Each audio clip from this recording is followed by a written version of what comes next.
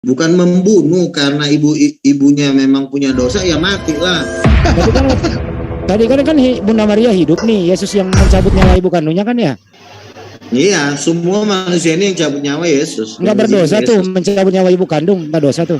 Bukan mencabut, itu mati karena dosa-dosanya. Maria itu kan bukan ibu kandungnya Yesus, itu cuma orang yang dipakai untuk melahirkan Yesus, bukan ibu. Ya. Ibu itu adalah orang yang sel telurnya bergabung dan sel sperma suaminya, itu baru namanya ibu kandung. Yesus itu kan lahir kan tanpa ada hubungan seks, berarti bukan ibunya. Cuma Maria dipakai untuk melahirkan.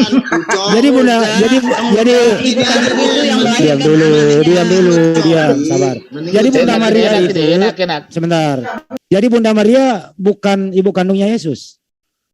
Ibu kandung itu kalau misalnya Maria menerima sel spermanya Yusuf, baru terjadilah pembuahan menjadi Yesus, berarti Yesus itu ibu kandungnya si Maria dan bapak kandungnya pun si Yusuf. Terus yang pernah dikandung Bunda Maria siapa? Begini loh, yang namanya ibu kandung pasti punya bapak kandung. Gak bisa ibu kandung sendiri. Dengar dulu. Silakan. Kalau disebut ibu kandung pasti harus ada bapak kandung, karena kejadian kelahiran itu ada dua yang kerjasama, sel sperma dan sel telur. Terus nah Yesus ini dengerin, ini sel telurnya Maria nggak bekerja, sel spermanya Yusuf juga nggak bekerja, cuma bulat-bulat Yesus turun dari surga ke perut Maria. Berarti Maria itu bukan ibu kandungnya, cuma memakai rahimnya doang keluar. Terus yang dikandung Bunda Maria siapa? Yesus. Artinya Yesus adalah pernah dikandung Bunda Maria. Iya dikandung, tapi bukan berarti ibu darah dagingnya, bukan. Waktu Yesus dalam kandungan, siapa yang menghidupi Yesus? Ya Roh Kudus itu memakai Maria. Enggak tergantung dalam kandungan itu, nutrisi gizi ibunya misalnya, enggak tergantung. Tetapi kan keberadaannya sel-selnya itu bukan sel telurnya Maria. Bukan tali pusarnya Bunda Maria tempat bernapasnya Yesus waktu dalam kandungan. Iya, nggak masalah kalau Maria juga misalnya memberikan nutrisi kepada Yesus tuh nggak masalah. Sama juga dengan misalnya anak kecil dikasih susu sama nenek. Sama aja lah. Tetapi sama aja lah. Salah, beda dong. Tapi sel telurnya Maria, lu sekolah nggak sih? Iya. Anak itu adalah hasil sel telur dan sel sperma. Nah Yesus aja nggak, sel spermanya Yesus aja nggak ada. Sedikit Bang Adia. Tadi Bang Luga mengatakan kalau ada ibu berarti ada bapak, kan begitu? Ya kan? Betul nggak? Makanya dengar dulu. Kalau ada ibu, mesti ada bapak. Begitu juga sebaliknya. Kalau ada bapak, mesti ada ibu. Iya, betul. Iya kan begitu. Nah, sekarang kan begini. Waktu Gabriel datang kepada Maria, kamu akan hamil, kata Gabriel. Kan si Maria berkata, kan gue belum punya suami. Bagaimana hal itu bisa terjadi, kata Maria? Roh Kudus yang akan turun kepada kamu. Jadi Roh Kudus itulah yang membuat Maria hamil. Yang Maria hamil itu bukan Yusuf. Roh Kudus yang membuat Maria hamil. Jadi makanya Yesus itu disebut anak Allah, bukan anak Maria. Makanya Al-Quran itu mati-matian mengatakan Isa ibnu Maria. Karena kenapa? Maria itu, Yesus itu bukan dituhanin masalahnya, makanya mati-matian mereka bela yang anaknya jadi Maria. Menurut Bang Luga ini, jadi menurut Bang Luga Yesus hanya numpang lewat di rahim Bunda Maria begitu. Numpang lewat. Kadang-kadang luar, kadang-kadang. Ya. Emang numpang lewat kok. Iya numpang lewat dia, jangan dibantah. Bang Handi nanya boleh Bang Luga. Iya numpang lewat ya. Betul begini. Ya. Gini ya. Biar lebih jelas ya numpang lewat. Ya. Yesus berkata, sebelum aku turun, aku berada di sebelah kanan Bapa. Iya. Waktu Maria pun belum lahir, Yesus tuh udah duduk di sebelah kanan Bapa. Jadi yang berkehendak atas hamilnya Bunda Maria siapa? Ya Yesus, Bapa.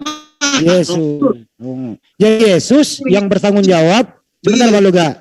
Jadi Yesus yang bertanggung jawab atas hamilnya ibu kandungnya begitu. Betul. Itu dong, betul. Gini ya.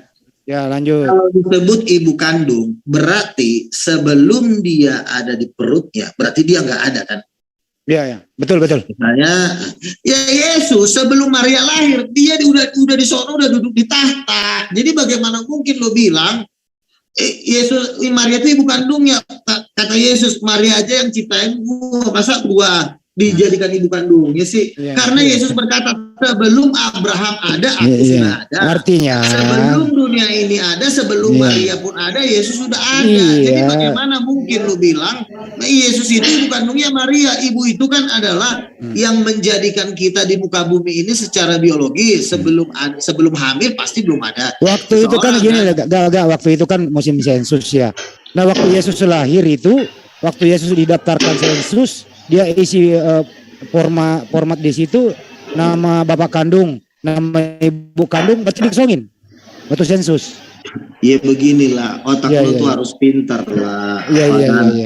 Itu kan sensus manusia. Iya, gue tahu. Kan artinya begini, secara organisasi, tanya RT RW.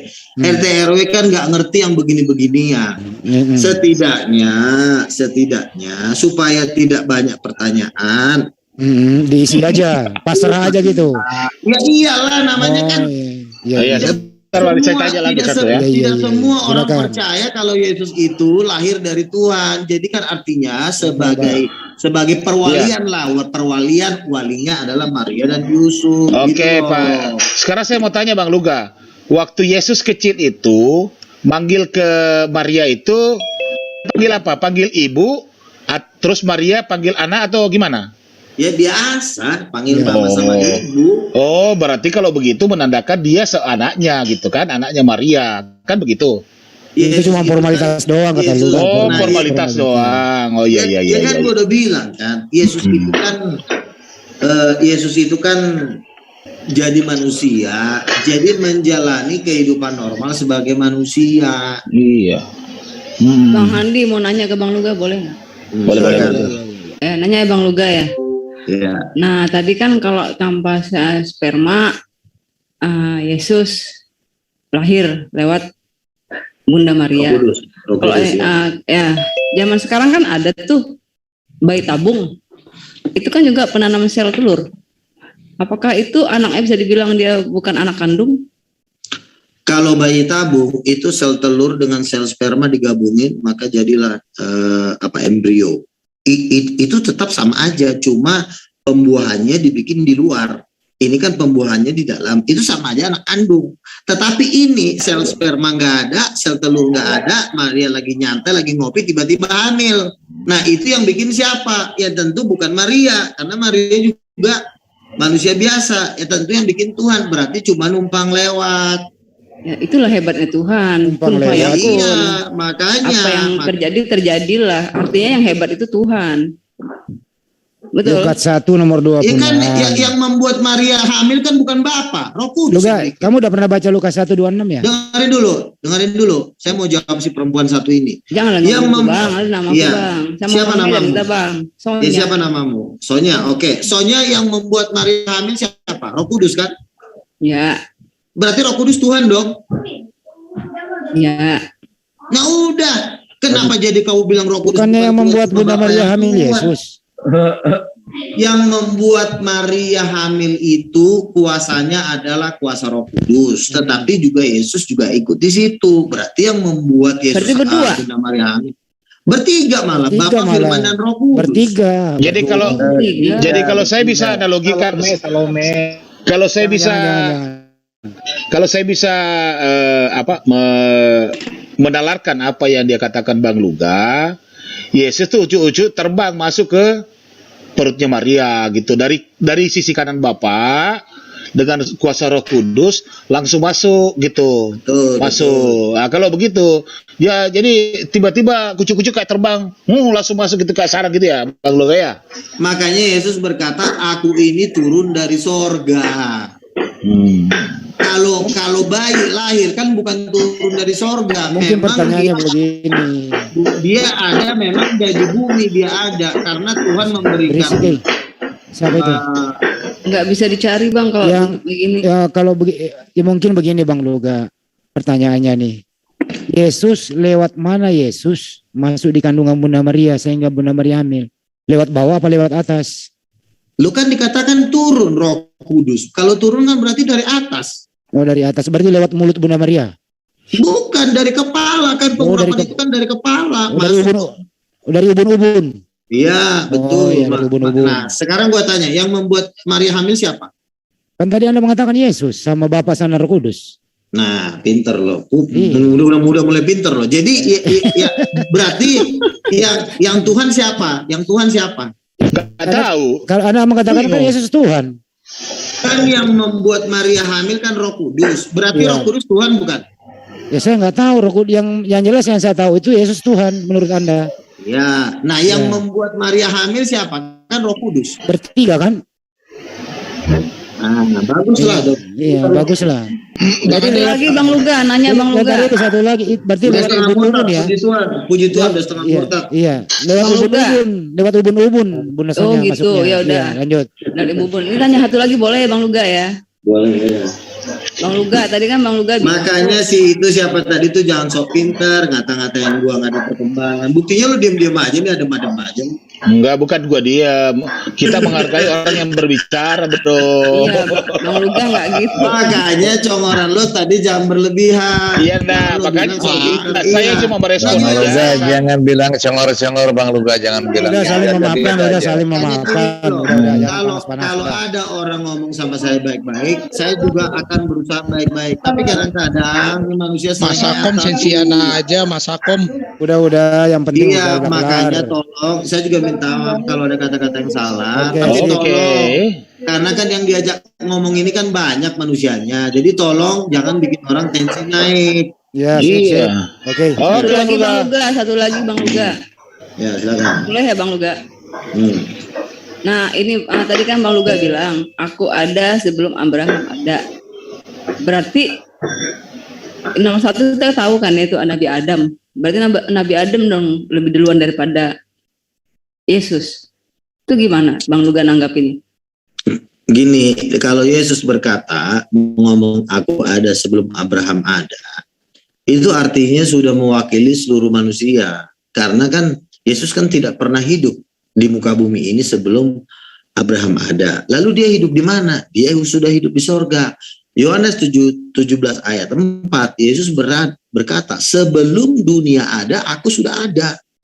Jadi bagaimana mungkin Yesus punya ibu bernama Maria, sementara Yesus sudah ada, Maria aja belum ada, itu loh.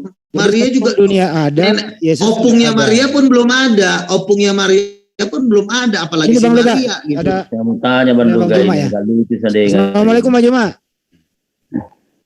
Waalaikumsalam warahmatullahi wabarakatuh. Nah, Apa kalau kabar saya Bang? suruh ngomong dulu lah dia. Jadi Alhamdulillah. menurut Bang Luga, Yesus itu yang bertanggung jawab, yang berkuasa penuh atas hamilnya ibu kandungnya. Terus Yesus masuk ke rahim Bunda Maria melalui ubun-ubun Bunda Maria. Bunda Maria itu bukan ibu kandungnya Yesus gitu Bang Juma topiknya. Silakan. Betul.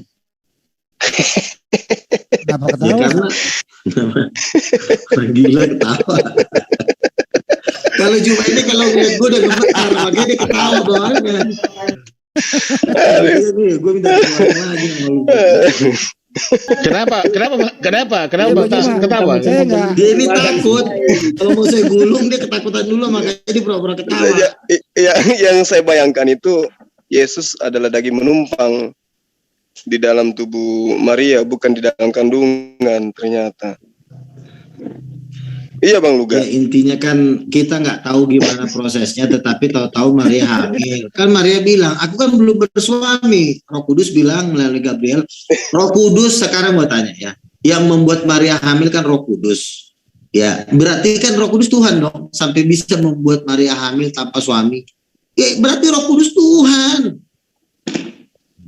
Sebenarnya Jadi salah Yesus persepsi di itu- situ Bang Luga. Perlu gua Iya, lanjut Yesus itu di kandungan Maria itu Gimana tuh prosesnya tuh? Numpang lewat. Iya, numpang kita nggak tahu persisnya lah ya, namanya yang pasti seperti embrio lah. Jadi pada waktu ditiupkan Yesus itu sudah jadi embrio. Jadi nggak ada di situ sel spermanya Yusuf, di situ nggak ada, sel telurnya Maria juga nggak ada. Iya. Gitu. Tapi dia berada di kandungannya Maria atau di dalam kantong kemih atau di kandungan anak, Bang? Ya pokoknya layaknya manusia biasa, normal dia di kandungannya. Berarti itu bukan kandung namanya. Jadi Bang Luga ya, Bang Begini Luga dong. kata Yesus Kenapa? itu 100% ada di kandungan Begini. Maria. Sebentar bang. Kenapa tensinya Bang Luga turun begitu muncul Bang Ustaz Suma? Kayak ada Karena ketakutan cuma- gitu ya? Kayak ketakutan begitu ya? Teman saya mengklereng ini. Gini, Juma ini gue udah kenal dari zaman dulu ya. Zaman purbakala. Ya. Sebelum lu pada lahir, gue udah Zaman kenal Belanda. dia. Iya, zaman Belanda. Lo kan ibarat kata baru kemarin udah belagu gitu kan. Ini abang-abangan lo aja nggak berani sama gue, masa lo cucu-cucunya macam-macam. Mantap Bang Luba, mantap. Salut. Firman itu telah menjadi manusia, Bang. Apa hubungannya dengan kelahiran Yesus ada di kandungan Maria itu Firman? Ya Firman itu telah turun ke dalam kandungannya Maria, jadilah Yesus Kristus. Ada ayatnya enggak? Nggak usah di. Yohanes 1:14, Firman itu telah menjadi manusia, dialah anak sebagai anak tunggal Allah, kan Yohanes 1:14. Ya, biar teman lama dulu ngobrol dulu nih, senior sama senior nih. Terima kasih Pak. Iya. Jadi Maria, kok Maria lagi. Jadi Yesus itu adalah Firman yang telah menjadi manusia yang bayang. Ya. Ya. Sebagai manusia ada nggak ibu kandungnya? Ibu kandung ini kan sebenarnya ada dua poin ya. Artinya ibu kandung memang Yesus berada di dalam kandungan. Tetapi yang namanya ibu kandung itu kan sebenarnya yang dimana janinnya itu adalah bagian dari sel telurnya dia sendiri. Itu baru menurut saya ibu kandung ya. Jadi artinya pasti juga punya bapak kandung, yaitu spermanya Yusuf gitu kan. Kalau misalnya katakanlah istri gue hamil tanpa ada yang menyentuh, gue pun tidak menyentuh, ya pasti ya dia tetap gue anggap anak karena dia berasal dari istri gue. Tapi kan secara spirit kan dia bukan anak gue karena bukan sel sperma dari gue gitu. Sama dengan Yesus. Yesus itu kan bukan spermanya Yusuf, bukan sel telurnya Maria, tiba-tiba hamil, ya berarti kan ya memang Tuhan aja yang turun bulat-bulat ke dalam dirinya Maria dalam bentuk bayi. Oke. Iya dong. Bang Luga ngerti mujizat nggak, Bang Luga? Aduh, Tuhan turun bulat-bulat ini. Mujizat itu kan menurut pemahaman saya, mujizat itu adalah kejadian luar biasa yang terjadi pada seseorang yang tidak rasional. Betul, itulah Yesus Kristus mujizat. Nah, Maria hamil itu tanpa suami, rasional atau irasional itu, Bang? Ya nggak masuk akal lah, itu mujizat. Itulah yang dimaksud dengan mujizat. Iya, betul. Masuk akal itu menjadi nyata. Ya, berarti Iya. mujizat. Berarti Mujizat. yang menginginkan Maria hamil siapa? Yesus. Bapa dan Roh Kudus. Nah, itu dia. Berarti Maria yang hamil kan? Iya, Berarti dia punya anak. iya. Berarti anaknya itu anak kandungnya. Bukan. Bukan mujizat lagi kalau bukan anak kandungnya. Begini loh, yang namanya anak kandung itu harus ada sel telurnya Maria dan sel sperma. Itulah menurut saya anak kandung. Enggak Tapi harus, ini Bang. kan, nggak bisa. Karena yang namanya anak itu kan adalah bagian dari diri kita. Ini kan mujizat, Bang Luga. Mujizat itu segala sesuatu yang terjadi di luar nalar. Disebut anak itu begini loh Bang Julia. Anak itu adalah bagian dari diri kita yang menjadi seseorang. Itulah anak. Nah, harus ada sama kita. Kalau begitu harusnya ini kan- Yusuf yang hamil waktu itu, bukan Maria. Lo Yusuf kan laki-laki, dia nggak punya. Karena dia hamil, sang perempuan ini hamil tanpa suami, itulah makanya disebut mujizat. Emang iya. Orang itu ini senang. lahir mujizat. Nah, gitu. kalau dikatakan itu anak siapa, nggak bisa disebut anak Maria. Makanya Al-Quran kan mati-matian mengatakan Isa ibnu Maria. Gimana Mati-matian. ceritanya, Bang? Karena Bagaimana begini, ceritanya? karena Bang. Yesus itu adalah anak Allah, karena dia berasal dari Allah. Yesus saja berkata, Bang. aku ini turun dari Bapa, bukan dari Enggak. perutnya Maria. Tidak begitu, Bang. Coba diperdalam lagi deh. Di Lukas 1 itu, sesungguhnya engkau akan mengandung dan akan melahirkan seorang anak laki-laki. Itu ayat loh. Oke, yang membuat Yesus mengandung siapa? Lah, semua manusia itu ada sebab akibatnya mereka mengandung. Misalnya gini, Bang Luga punya bini, ya kan? Kemudian Bang Luga naikin tiap malam tuh. Ya bisa jadi Bang Luga yang hamil kalau Tuhan tidak menghendaki. Bukan istrinya yang hamil. Nah, sekarang jadi kan semua wanita hamil itu dikehendak ada izin Tuhan, Bang. Iya. Nah, sekarang yang membuat Maria hamil itu kan bukan Yusuf kan? Betul. Sekarang yang membuat hamil siapa? Itu makanya aku bilang tadi, Tuhan yang menginginkan, kan malaikat Gabriel datang kepada dia pada Iya, di bulan situ kan ke-6 itu. ada kronologinya. Yang membuat hamil Maria itu siapa? Di situ kan ada tulisan. Yang membuat hamil itu kan Tuhan yang membuat hamil. Salah, baca dong yang jelas. Baca. Jadi siapa? Roh Kudus, Roh Kudus. Nah, itu dia. Berarti, Nah, sekarang saya tanya, kalau Roh Kudus membuat Maria hamil, berarti Roh Kudus itu siapa? Tuhan bukan? Bukan. Loh, Roh Kudus yang membuat Maria hamil. Kan tadi saya jawab kan ketika abang tanya siapa yang membuat Maria hamil, Roh saya Kudus. katakan Tuhan. Roh Kudus. Itu kan kebalik-balik kan? Loh, kan, makanya baca yang jelas. Roh Kudus akan turun kepada aku dan kuasa Allah yang Maha Tinggi akan menaungi engkau.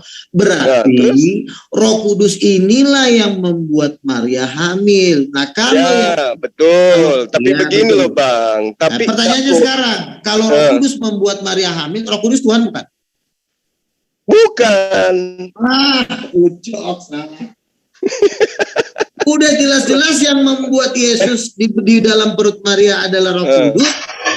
Ya berarti Roh Kudus Tuhan dong, karena dia bisa membuat Maria hamil. Gimana sih? Kalau begitu adanya, Bang Luga, berarti kelamin laki-laki itu adalah Tuhan, karena kelamin laki-laki itu membuat seorang wanita hamil, gitu ya? Ya, kita memang tidak tahu kronologinya, tetapi artinya karena Roh Kudus turun atas Maria, Maria hamil.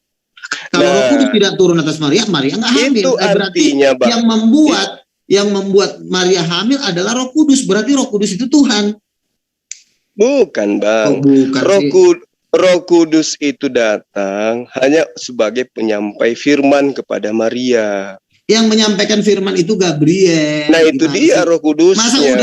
Masa ada lu kan Gabriel mengatakan engkau akan mengandung, kata Gabriel. Bagaimana caranya Roh Kudus akan turun ke atas? Bukan Gabriel yang ngomong Roh Kudus. Masa Gabriel yang ngomong? Masa Gabriel ngomongin dirinya sih? Nah, itu dia, Bang. Di sini harus diluruskan dulu pemahaman teman-teman Kristen tentang Roh Kudus ini. Udah kejepit udah. Enggak, Bang. Roh Kudus ini apa dulu? Itu dulu yang perlu dipahami.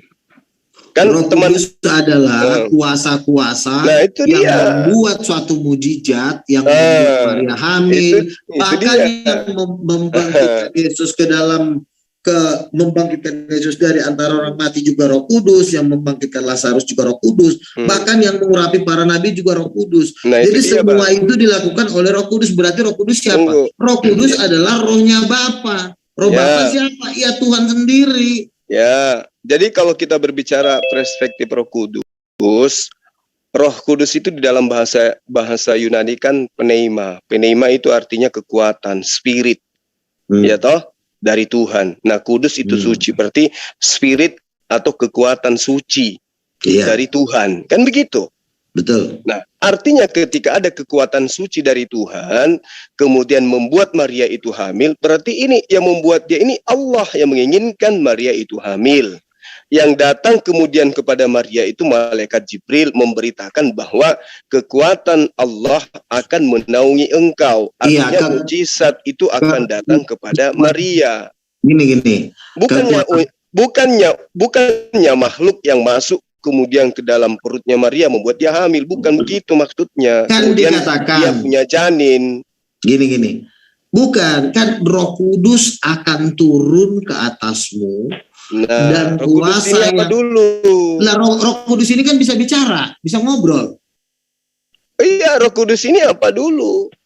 Nah, itulah yang membuat Maria hamil. Pertanyaan saya, apakah Gabriel bisa membuat Maria hamil? Gabriel kan cuma malaikat biasa. Ya itulah Kapan? itulah Jadi Roh Gabriel- Kudusnya yang dia datang. Oh, jadi Gabriel bisa membuat Maria hamil. Loh, kan pesannya sesungguhnya engkau akan mengandung Ah, dan akan melahirkan seorang anak laki-laki. ah. Siapa yang menyebabkan itu? Ya kekuatan dari Allah. Jadi- Itu yang disebut Roh Kudus. Itu loh, Bang. Saya kasih tahu rahasianya begini. Bukan unyuk-unyuk makhluk datang seperti hantu meniduri Maria kemudian hamil, bukan. Loh, di situ kan jelas Gabriel mengatakan Roh Kudus akan turun ke atasmu. Roh Kudus itu ada. Iya, kekuatan Allah, mukjizat Allah, spirit dari Allah. Ya. Itulah yang dimaksud. Kan tidak berlaku semua itu kepada semua wanita, hanya kepada Maria saja itu berlaku.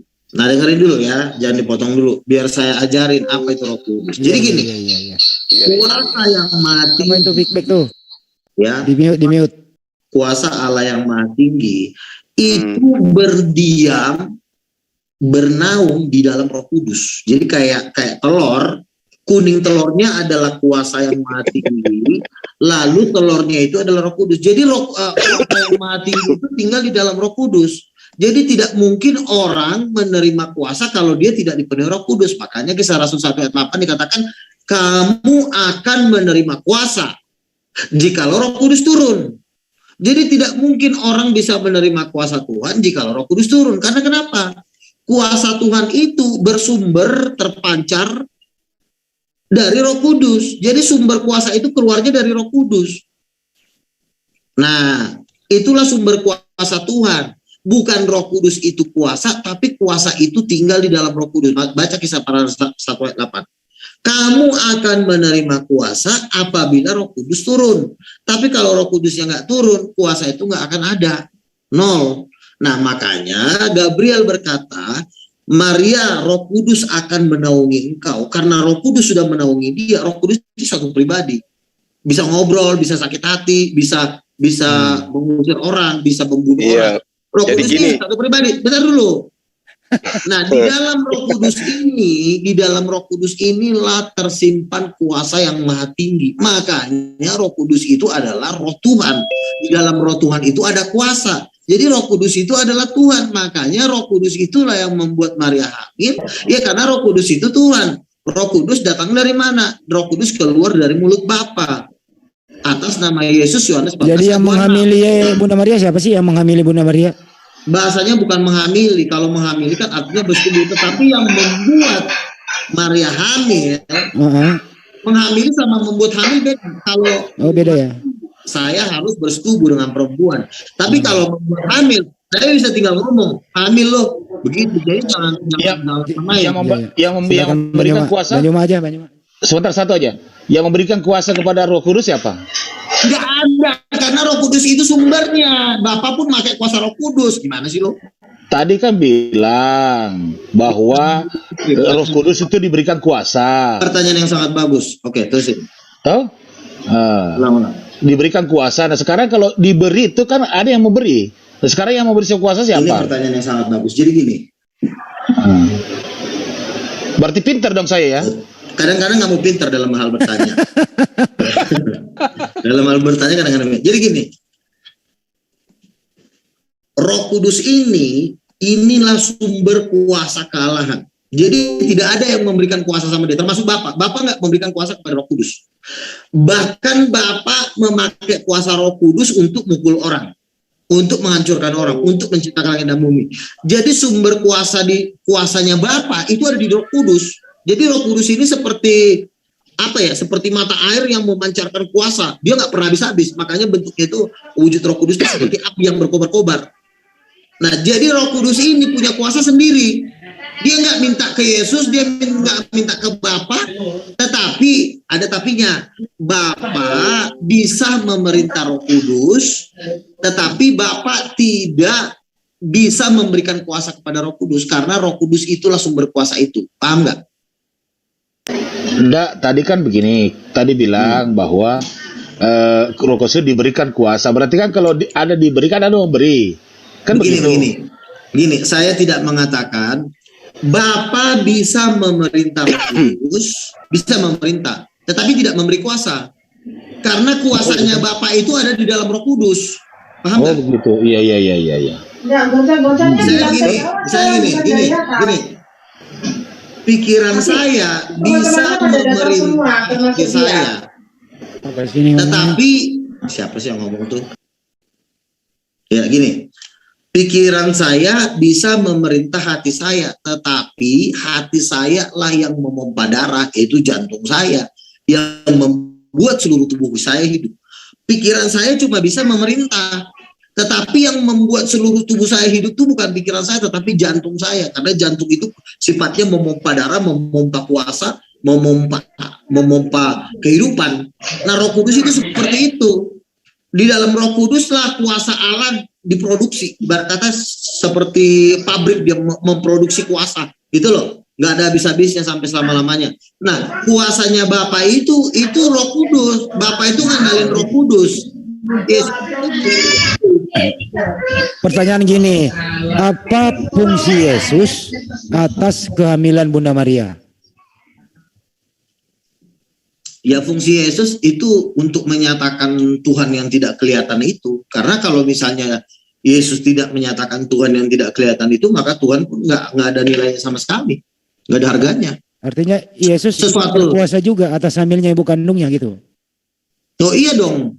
Oh iya Bang Juma, udah dijawab Bang Juma. Karena gini, karena Yesus itu adalah sumber cahaya. Ya, Roh Kudus adalah sumber kuasa, Yesus adalah sumber cahaya. Makanya Yesus berkata, akulah terang dunia. Yesus tidak pernah berkata, Bapakkulah terang dunia. Kelebihan Bapa cuma satu, bisa memerintah kedua pribadi ini. Bapa bisa memerintah Yesus, betul, karena Bapa lebih tinggi posisinya. Tetapi Bapa tidak tidak memberikan cahaya kepada Yesus. Karena sumber cahaya itu ada di dalam diri Yesus. Gitu. Atau mungkin bahasanya begini, hai Yesus, saya perintahkan kau masuk ke rahim Bunda Maria. Kira-kira begitu formulasi bahasanya? Ya bisa. Bisa ya? Bisa. Ya, bisa. Tapi yang artinya yang misalnya gini, Bapa memerintahkan Yesus untuk masuk ke dalam Bunda Maria. Tapi yang mengerjakan itu bukan Bapa. Yang siapa? Roh Kudus yang mengerjakan. Bapa cuma kerjanya cuma merintah-merintah doang. Oh iya. Tapi Bapa tidak bisa itulah kekurangan Bapa. Bapa itu tidak bisa bergerak. Dia cuma bisa memerintah. Jadi Bapa ada kurangnya juga ya? Oh ada. Makanya ketiganya itu harus bersatu. Jadi Roh Kudus nganter Yesus masuk ke rahim Bunda Maria melalui ubun-ubun Bunda Maria ya? Ya, dari lanjut Bang Juma. Itu ada Pemalasan. Lanjut Bang Juma. Ya, jadi gini Bang Luga. Memang dalam konsep Kristen itu terlalu sempit ketika berbicara mengenai Roh Kudus. Kalau di dalam pemahaman kami umat Islam, ya kan di Indonesia ini aja lah kemudian Kristen bisa kenal Roh Kudus itu kan. Karena memang kata Roh Kudus itu orang Indonesia kenal, Kristen Indonesia kenal itu karena sumbernya dari Al-Quran. Jadi gini Bang. Loh, kenapa sumbernya dari Al-Quran? Kan kata lain dari Roh Kudus kan ada. Roh Allah, 7 obor. 7 obor itu memang yang berdiri di hadapan tata Allah itu memang dari Al-Quran. Sudahlah Bang. Bahasa Yunani itu tidak ada. Katakanlah dulu tidak pakai Roh Kudus, tapi wujud Roh Kudus yang 7 obor berdiri di hadapan tata Allah itu memang dari Al-Quran. Ya, itu bukan Roh Kudus yang disebutkan oleh Bani Israel. Kan dikatakan di Wahyu pasal 4, dan dari hadapan tata itu keluarlah kilat dan guntur dan 7 obor menyala-nyala di hadapan tata Allah. Nah, yang ke-7 obor ini apakah ini ada di dalam Al-Quran? Ya, masalahnya yang disebut obor di situ bukan Roh Kudus, Bang. Loh, kan di situ dikatakan itulah ke-7 roh Allah. Roh Allah, ya roh Allah sama Roh Kudus sama lagi di sini. Ya beda dong. Oh ya udah, kalau menurut Anda beda terserah Anda. Tapi kalau makanya menurut saya sama. Roh Allah juga saya bisa. Kalau Anda tidak suka pakai Roh Kudus, saya pakai Roh Allah juga bisa. Nah, itu roh Allah itu. Oke, kena di situ. Kena di situ, Bang. Silakan. Iya, yang membangkitkan Yesus itu adalah Roh Allah. Nah, seperti itu. Yang seperti itu baru benar tuh. Nah, oke enggak. Ya. Tapi kan begini loh. Roh Kudus itu kan sifat, ya. Misalnya kalau dia kudus, ya bisa kita katakan orang itu kudus karena sifatnya kudus. Iya. Nah, memang roh Allah itu kan sifatnya maha kudus. Kalau kita mengatakan roh kudus kan nggak salah. Jadi coba abang ganti dengan roh Allah tadi. Kan saya bilang roh Allah itu menunjukkan sifat Allah. Sama itu sama. Coba kita ganti Roh Kudus diganti Roh Allah, itu baru tepat. Oke. Jadi kita Yesus ganti. itu ya. Sekarang Bang Luga, roh yang ada pada diri Anda itu roh setan atau roh dari Allah? Di dalam diri saya ada dua roh. Ya, satu roh Luga, rohnya yang kan roh Luga berarti kan yang membuat badan Luga bisa bergerak, namanya kan roh Luga. Nah, tapi setelah Roh Kudus masuk ke dalam diri Luga, maka Luga bisa mengusir setan karena Roh Kudus itu masuk. Berarti roh Luga. Oke, roh Luga itu buatan siapa? Ya, ciptaan Tuhan. Nah, berarti boleh nggak saya katakan roh Tuhan, roh Allah? Oh, nggak bisa dong. Loh, kok nggak bisa, gimana? Kan begini, kan dua roh yang ada di dalam diri saya. Rohnya Luga yang bisa menggerakkan Luga. Kok dua roh? Kok ada dua roh di dalam diri abang? Kan di dalam diri saya kan diurapi oleh roh Allah, dimasuki oleh roh Allah. Itu mah cuma doktrin itu, Bang. Manusia itu cuma punya satu roh. Salah. Yesus aja mengatakan roh Tuhan ada padaku, ia telah mengurapi aku untuk membebaskan para tawanan. Nabi-nabi juga. Betul. Semua roh manusia itu roh dari Tuhan. Tidak ada itu roh dari emaknya, nggak ada. Atau dari tetangga, nggak ada. Oke, semua roh kita ini dari Tuhan. Sekarang yang saya tanya, 7 roh Allah yang berdiri di hadapan tata Allah itu siapa? Ya tanya sama yang bikin kitab itu. Makanya kan sekarang kau ajarin 7 roh Allah yang bentuknya seperti burung merpati waktu Yesus dibaptis. Satu Yesus, satu Roh Kudus, 5-nya. Bentar dulu dong.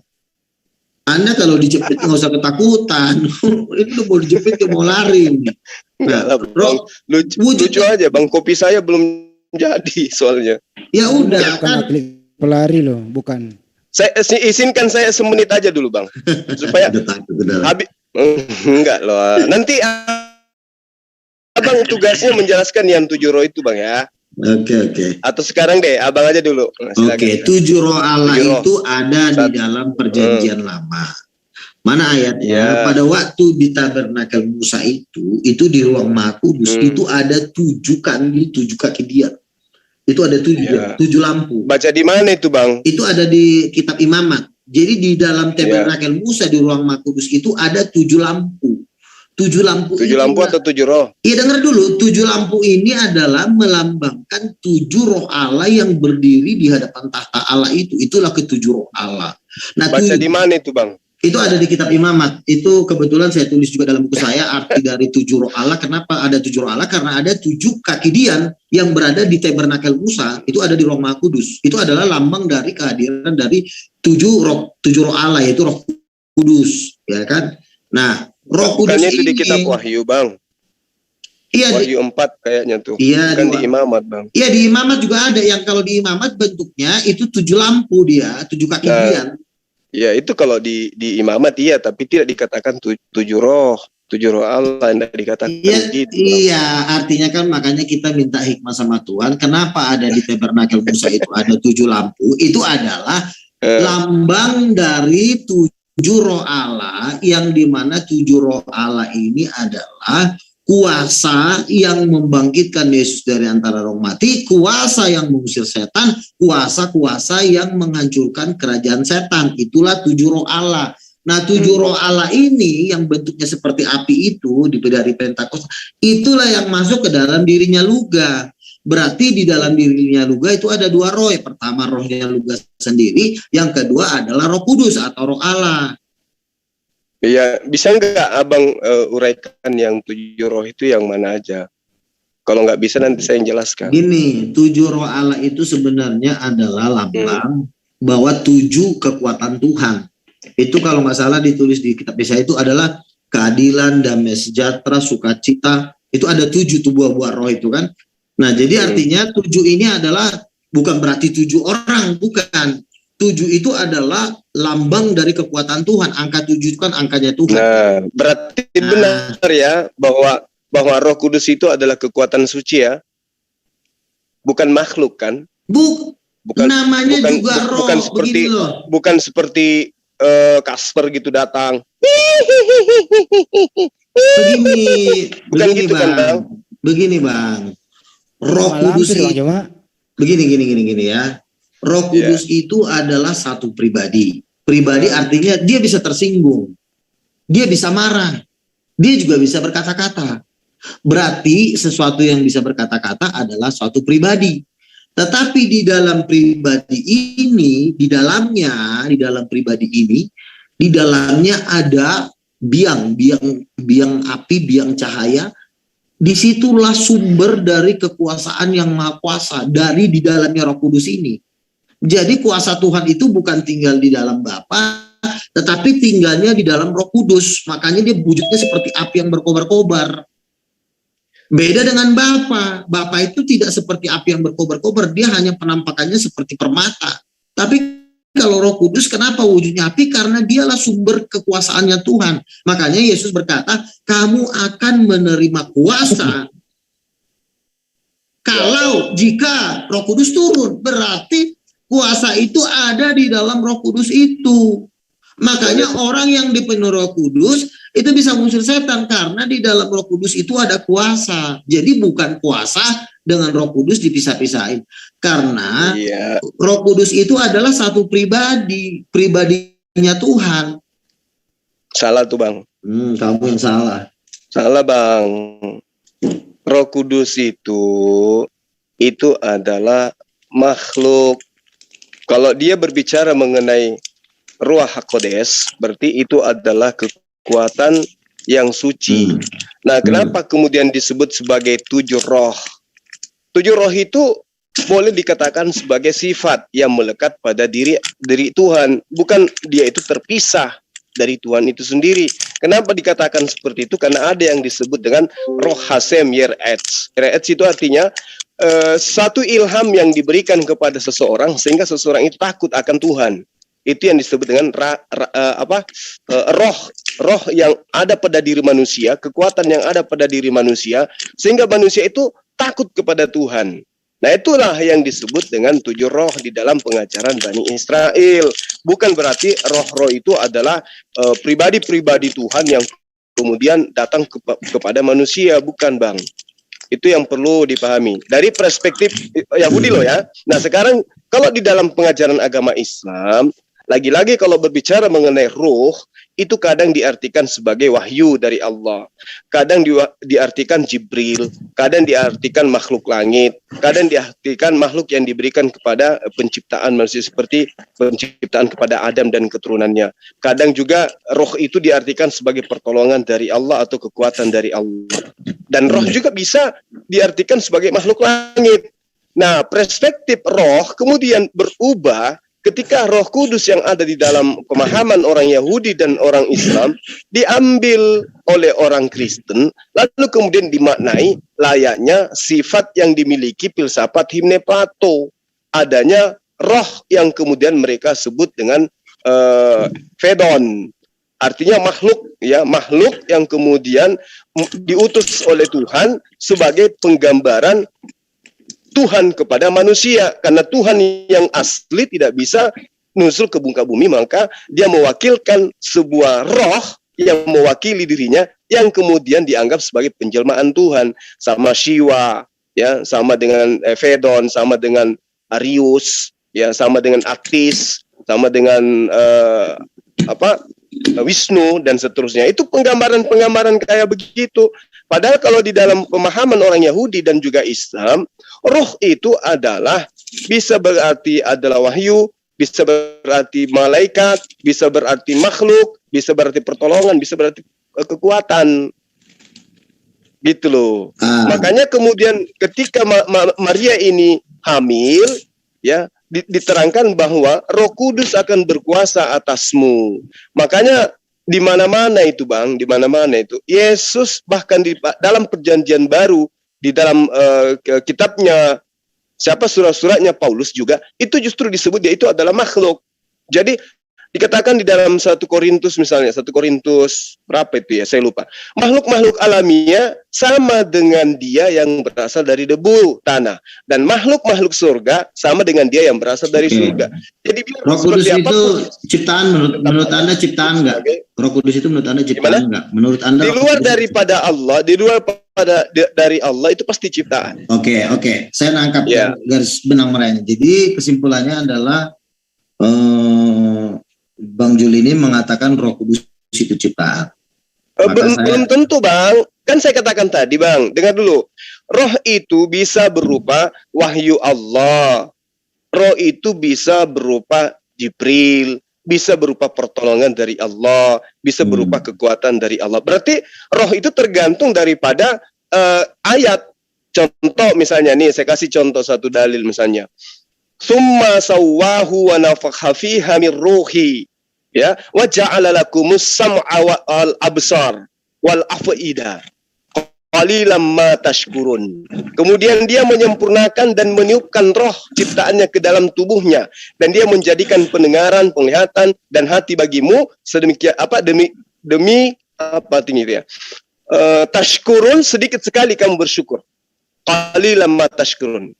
Nah, kemudian di ayat lain misalnya di dalam surah Al-Hijr, fa iza sawaituhu wa nafakhtu fihi min ruhi faqa'u lahu sajidin. Maka apabila aku menyempurnakan kejadiannya, aku telah meniupkan roh ciptaanku ke dalamnya, maka tunduklah kamu kepadaku dengan bersujud. Artinya bahwa roh itu memang ciptaan. Oke. Jadi saya udah dapat garis besarnya. Roh adalah ciptaan. Oke, no problem. Sekarang saya tanya. Itu salah satunya loh, Bang ya. Ya, sekarang saya tanya. Alkitab memberikan kesaksian bahwa yang membuat Maria hamil itu adalah Roh Kudus. Berarti ciptaan telah berhasil membuat Maria hamil. Wah, luar biasa nih. Ada makhluk begitu. Tunggu dulu, Bang. Jangan takut dulu, jangan takut. Bukan takut, supaya abang ini nggak terlalu berhalusinasi loh, Bang. Begini, siapa yang menginginkan Maria hamil? Tunggu dulu, siapa yang menginginkan Maria hamil? Bapak. Nah, iya, dengan cara apa kemudian Allah membuat Maria hamil? Makanya jangan dipotong dulu, Bang. Berarti ada pesuruh di situ kan, Bang? Iya, ada pesuruh yang datang. Berarti yang pesuruh ini itu bukan Tuhan itu. Dia suruhan. Makanya dengar dulu, Bang. Jangan ketakutan. Ya, gini ya. Oke, saya sambil bikin kopi campur masaku. Iya. Silakan. Tapi dengar juga, jangan sampai nggak dengar gitu loh. Bikin kopi boleh tapi dengar gitu, biar nanti. Kan kompor saya bisa melayang, Bang, dari lantai 1 ke atas sini, Bang. Tenang aja, di sini banyak Roh Kudus ya. Oke. Jadi Bapa menyuruh Roh Kudus membuat Maria hamil. Berarti yang membuat Maria hamil ini adalah Roh Kudus atas suruhan Bapa. Gitu kan? Oke. Yang membangkitkan Yesus dari antara orang mati juga Roh Kudus atas suruhan Bapa. Artinya berarti Roh Kudus adalah suruh. Ya betul. Itu ya, Bang, ya? Tetapi Roh Kudus tidak memakai kuasa Bapa untuk membangkitkan Yesus, tidak. Roh Kudus itu adalah sumber kuasa itu. Jadi Yesus dibangkitkan kalau ditanya oleh kuasa apa Yesus dibangkitkan? Dia jawabnya oleh kuasa Roh Kudus. Gitu loh. Jadi artinya Yesus mengusir setan pakai kuasa siapa? Roh Kudus. Pakai kuasa Roh Kudus, bukan pakai kuasa Bapa. Karena Bapak pun pakai kuasa. Makanya dengerin. Salah itu, Bang. Iya, makanya dengerin dulu. Masalah-salah nanti itu kan nanti bantanya. Iya, baik. Bapak ini pun untuk menjalankan misinya itu memakai kuasa Roh Kudus. Yesus pun untuk mengusir setan pakai kuasa Roh Kudus. Jadi Bapa dan Yesus untuk membuat suatu melakukan tindakan itu tergantung kepada Roh Kudus. Walaupun Bapa yang menyuruh Roh Kudus, bukan berarti Bapa memberikan kuasa kepada Roh Kudus, lalu Roh Kudus inilah memakai kuasa Bapa untuk membangkitkan Yesus. Itu salah besar. Karena sumber kuasa itu, Roh Kudus itu seperti pabrik. Jadi dia nggak minta kuasa dari Bapa untuk membangkitkan Yesus, tidak. Dia cuma menerima perintah. Menerima perintah dengan menerima kuasa beda, Bang. Roh Kudus menerima perintah betul. Tetapi untuk membangkitkan Yesus dari antara orang mati, Yesus tidak minta kuasa dari Bapa. Roh Kudus memakai kuasanya sendiri. Kenapa? Karena Roh Kudus itu seperti mata air yang menghasilkan air, yang menghasilkan kuasa yang berbuih-buih. Enggak loh, Bang. Oh, oke. Bentar dulu, jangan dibantah dulu. Artinya biar saya jelaskan sepuas-puasnya gini. Iya. Bapa tidak pernah memberikan kuasa kepada Roh Kudus. Kenapa? Karena Roh Kudus itu punya kuasa sendiri. Nggak bisa, Bang. Ada aja, Bang. Makanya kan dikatakan, kamu akan, Kisah Rasul 1 ayat 8, kamu akan menerima kuasa jikalau Roh Kudus turun ke atas kamu. Jadi Roh Kudus, makanya wujud dari Roh Kudus itu wujudnya api. Karena kenapa? Api itu kan sumber kuasa. Sekarang saya tanya, ada nggak api minjam kuasa lagi dari bentuk yang lain untuk dirinya? Nggak ada. Api itu memang suatu zat yang menghasilkan kuasa. Makanya sifat Roh Kudus itu seperti api. Coba saya bacakan ya. Kisah Rasul 1, Kisah Rasul 2 ayat 1. Yang itu adalah Bapak betul. Dulu. Tetapi waktu Roh Kudus membangkitkan Yesus, dia karena Roh Kudus itu ini rangkaian dari tugasnya dia. Oh, beda begini kan. Kalau misalnya Bapa mengutus para nabi, Bapa memberikan kuasa para nabi, itu beda, itu benar. Tapi kalau Bapa mengutus Roh Kudus, Bapa tidak memberikan kuasa kepada Roh Kudus karena Roh Kudus itu adalah pabriknya kuasa.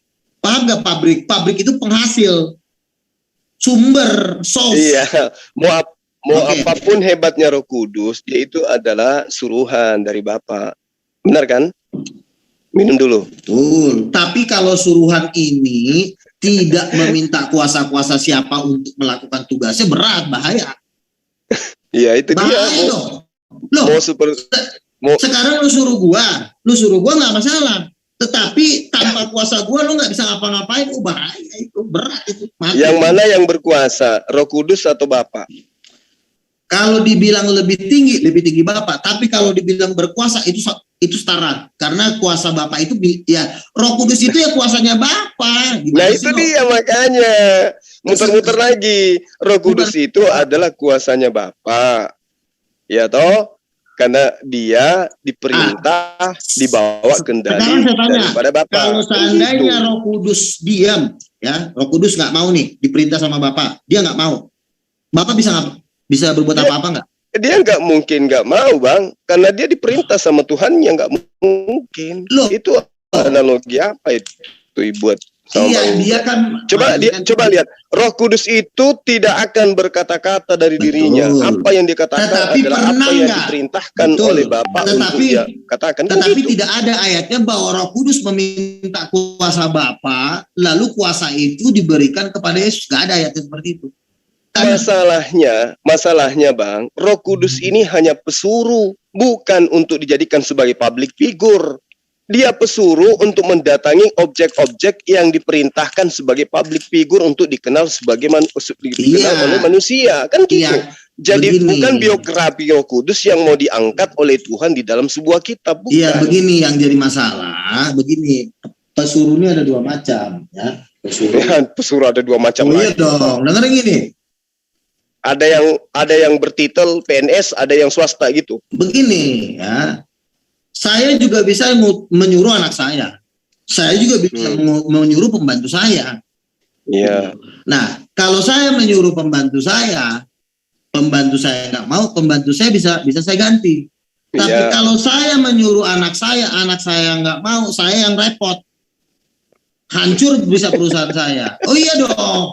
Karena yang namanya makanya saya mengatakan, kenapa saya sama seperti ini ya.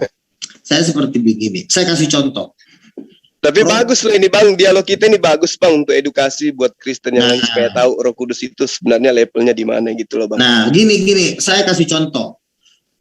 Bapa itu adalah mata.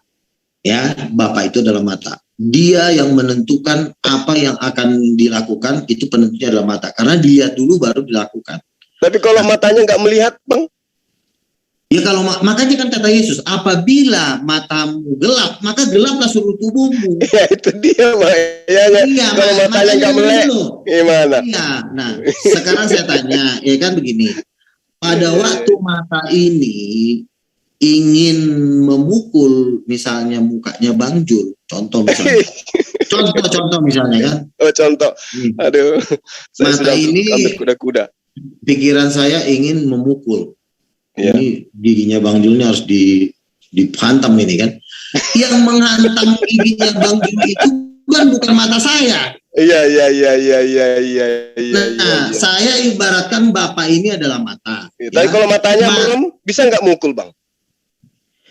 Iya, artinya kan ya kalau Bapak tidak mau memukul nggak ada yang terjadi kan, makanya saya kasih contoh dulu.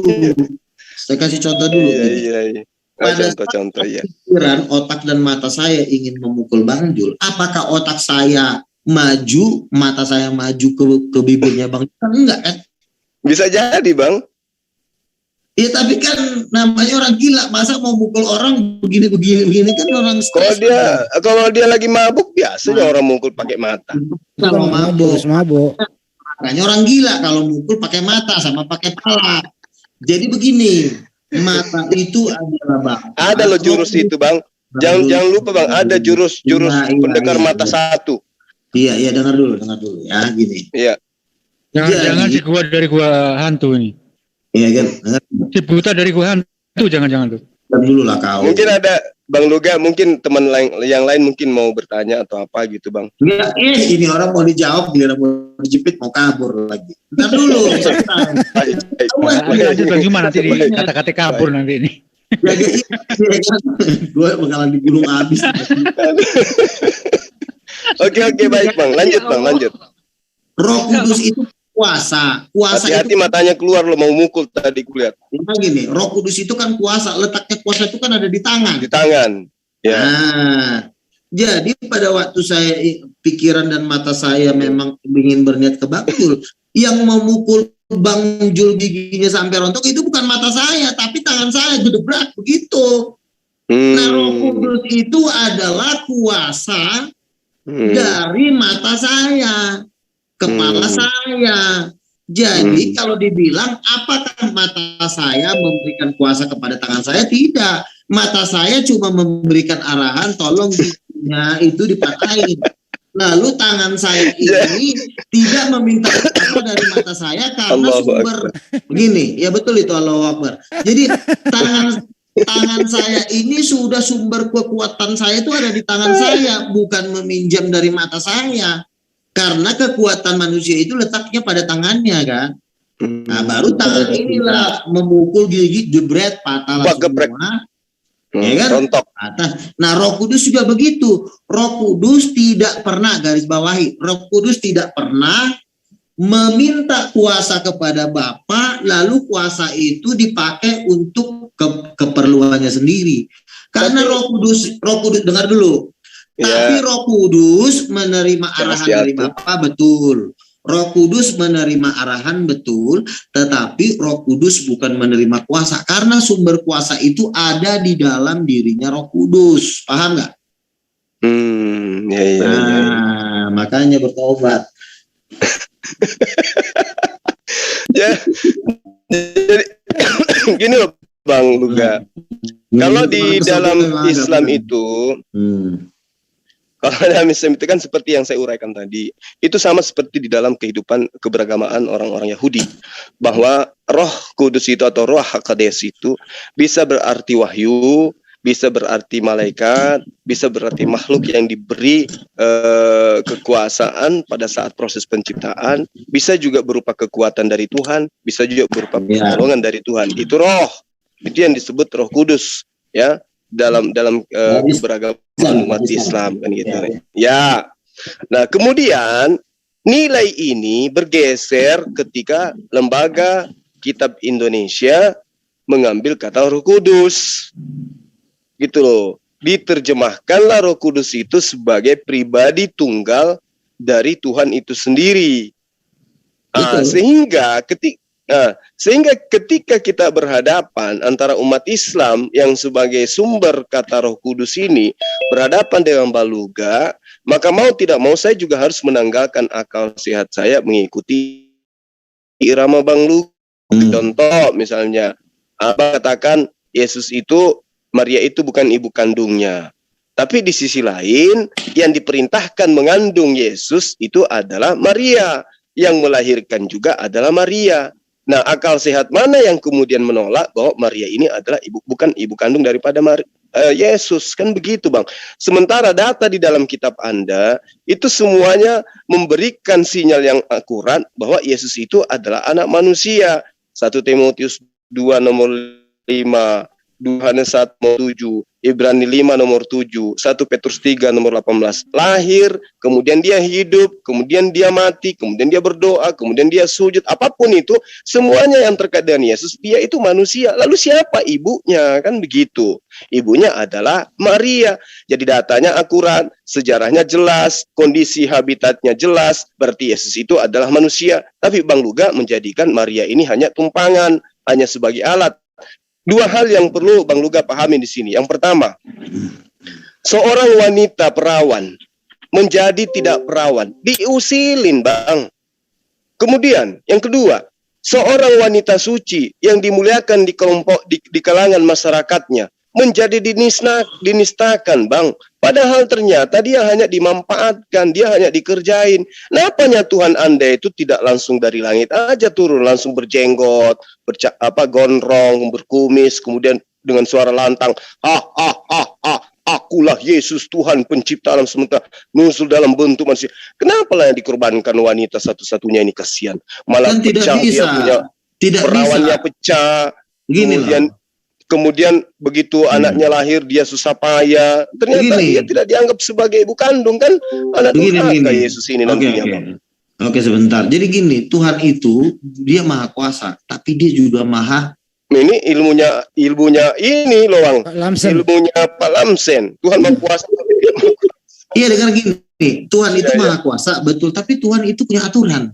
Oh, iya. Tuhan itu bukan selonong boy, suka-sukanya dia, tiba-tiba dia terjun dari langit turun, nggak seperti itu. Dia maha kuasa, tapi dia juga maha adil. Yang mau dihadapin kan manusia. Jadi hukumnya adalah dia harus tiba-tiba turun dari langit tanpa berubah jadi manusia. Ini bumi bisa hancur. Makanya dia harus mengambil proses seperti manusia, karena itu adalah hukum. Tuhan itu membuat suatu kerajaan. Dia tuh ada aturan-aturannya. Berarti itu, ya batuk dulu, Bang. Saya juru bicara. Silakan batuk dulu. Itu ada aturan. Artinya bahwa Tuhan menanggalkan kemahakuasaannya menjadi tidak maha kuasa. Bukan begitu? Bukan menanggalkan kemahakuasaannya. Artinya dia mengambil. Nah, buktinya Yesus tidak bisa ngapa-ngapain, Bang. Kenapa Yesus tidak bisa ngapa-ngapain? Dia bangkit dari antara orang mati kok. Gimana sih? Bisa membuat mujizat. Lazarus juga bangkit dari orang mati, gimana sih, Bang? Ya kan yang membangkitkan kan Yesus. Ya iya, tapi sama-sama bangkit dari kematian kan? Iya, tetapi kan Lazarus dibangkitkan oleh Yesus. Yesus kan bangkit sendiri. Nah, terus kemudian mayat yang menyentuh tulangnya Elisa juga bisa bangkit. Iya, mayat yang menyentuh tulangnya Elisa yang membuat Elisa bisa membangkitkan orang mati kan roh Tuhan, Roh Kudus. Nah, sama seperti Yesus kan. Nah, bedanya. Di mana bedanya? Coba begini, Bang, sedikit lagi, Bang. Coba Anda tunjukkan kepada saya pengakuan Elisa atau tulangnya Elisa yang mengatakan bahwa aku tidak dapat berbuat apa-apa dari diriku sendiri. Enggak ada kan? Yesus ada loh. Yesus ada loh, Bang. Yesus mengaku tidak bisa berbuat apa-apa dari dirinya sendiri. Iya, begini. Nah, berarti lebih hebat tulangnya Elisa dong. Iya, jawab dulu, bisa jawab dulu dong. Kan gini, Elisa itu kan nabi. Dia kan kalau membuat mujizat kan selalu menyebut atas nama Tuhan. Ya, Elisa pun menerima kuasa dari Elia. Iya, dengerin ya. Bedanya Yesus itu membuat mujizat atas namanya sendiri. Ya. Iya, iya. Makanya Yesus berkata, Iya, iya, iya. usirlah setan dalam namaku. Yesus Maku, tidak pernah berkata, usirlah setan atas nama Allah. Tidak.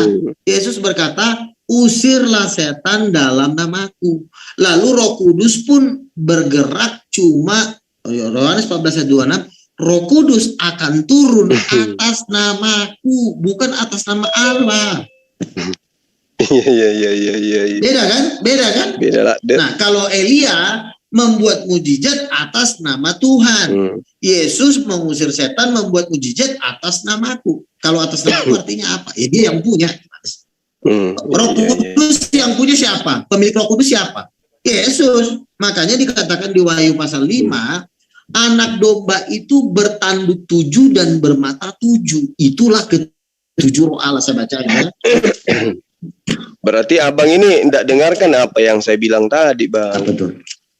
Saya kan bilang Roh Kudus itu boleh wahyu, boleh Jibril, boleh makhluk lain. Tidak. Gini. Manusia yang diberi kuasa, boleh pertolongan dari Tuhan. Boleh. Ini masih Roh Kudus. Abang masih mendudukan Roh Kudus itu sebagai pribadi tunggal. Padahal tidak loh itu. Begini. Roh Kudus itu tadi bisa kita sudah sepakat bahwa Roh Kudus itu utusan, dia pesuruh. Kenapanya lagi kembali ke Roh Kudus konsep gereja, Bang? Tadi kan sudah diakui dia adalah pesuruh. Iya kan? Tinggalkanlah itu doktrin itu bahwa Roh Kudus itu Tuhan. Diam dulu, Bang. Diam dulu. Baik. Ganti kita ngomong gini ya. Roh Kudus ini kita harus menjelaskan Roh Kudus itu tidak bisa sepotong-sepotong. Ya. Cuma kayaknya kenyang banget ini malam. Ya. Tidak, Bang. Saya sengaja ketahui supaya saya batuk. Oh iya. Ya kan.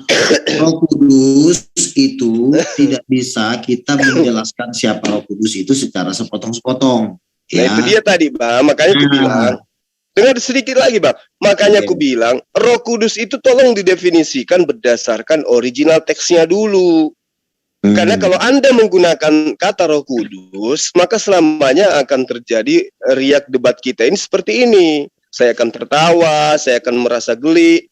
Karena Roh Kudus dalam perspektif Al-Quran itu tadi bisa malaikat, bisa wahyu. Iya. Oke. Kan saya bilang ya, kan ada Roh Allah juga. Roh Allah ini dia punya penampilan itu 7 obor yang menyala-nyala di hadapan tata Allah. Jadi kalau misalnya Anda menceritakan Roh Allah, Anda harus menceritakan Roh Allah secara menyeluruh. Roh Allah, Bapa mengutus Roh Allah, betul. Tapi Roh Allah ini juga wujudnya beda, yaitu 7 obor yang menyala-nyala. Bukan jadi Roh Allah wujudnya jadi Jibril, bukannya jadi Wahyu. Roh Allah ya. Kenapa saya bilang Roh Kudus juga? Karena kenapa? Roh Kudus itu kan nama sifat. Kudus kan artinya. Bang, coba bentar dulu. Kita minta dulu, Bang. Biar netral, Bang. Kita minta dulu sama moderator untuk tampilkan ayat Yesaya 11 nomor 2 coba. Supaya kita bisa paham roh itu apa. Gini dulu, jangan Anda potong pembicaraan saya. Jangan lari ke obor. Iya, setelah selesai saya ngomong baru dipotong, namanya jadi debat kusir. Moderator tampilkan Yesaya 11 nomor 2 sambil Bang Luka jelasin. Nanti saya jawab itu. Jadi gini, kalau Anda Roh Kudus Yesaya 9 berapa? Yesaya 11 nomor 2, Bang. 11 nomor 2. Jangan ngomong sambil Bang Luga menjelaskan. Silakan Bang, lanjut Bang Luga. Begini, Roh Kudus itu bukan ada di alam Al-Quran. Roh Kudus itu bukan diambil dari Al-Quran, bukan dari Testament. Bukan. Kudus itu adalah nama sifat. Misalnya orang baik, orang jahat, orang suci, orang kudus, itu nama sifat. Jadi Roh Kudus, Roh Allah ini karena sifatnya suci bisa juga dipanggil Roh Kudus. Jadi nggak ada istilah itu diambil dari bahasa Yunani. Ya memang sifatnya Roh Allah itu kudus, ya bisa dia disebut Roh Kudus. Jadi nggak masuk akal kalau kamu bilang Roh Kudus itu diambil dari Al-Quran, salah besar kamu. Karena sifat dari Roh Allah itu kudus. Jadi kalau dipanggil Roh Kudus nggak ada masalah. Itu kan kata nama sifatnya. Kalau dia baik, Roh baik. Roh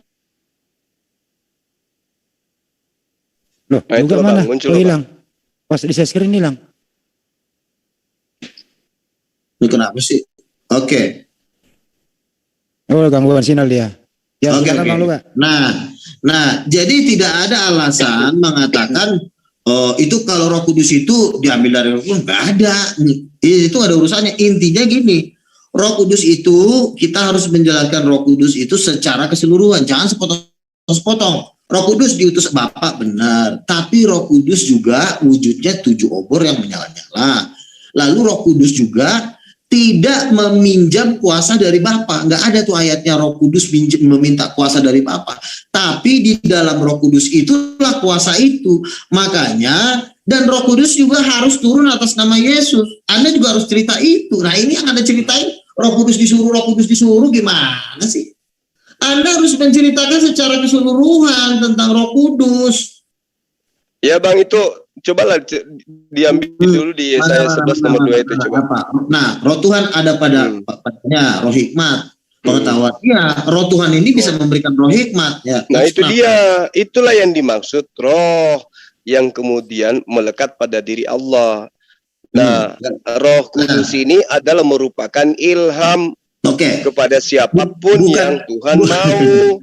Salah kau Jo. Jadi gini, Roh Kudus Roh Kudus ini bukan ilham, tetapi Roh Kudus yang memberikan ilham. Saya bacakan ya.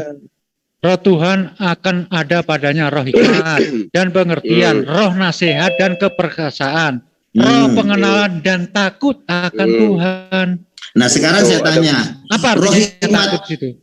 Nah, sekarang saya tanya ya, roh hikmat. Roh hikmat ini ada bentuknya enggak? Ada roh itu tidak namanya juga roh. Iya. Tidak berbentuk. Iya, hikmat itu tidak berbentuk. Kebaikan itu tidak berbentuk. Tapi kalau Roh Tuhan bentuknya ada. Seperti apa Roh Tuhan? Yaitu 7 obor yang berdiri di hadapan tata Allah, itulah ke-7 Roh Allah. Makanya kok salah sih orang di dalam kitab Wahyu dikatakan nih, saya bacain ya.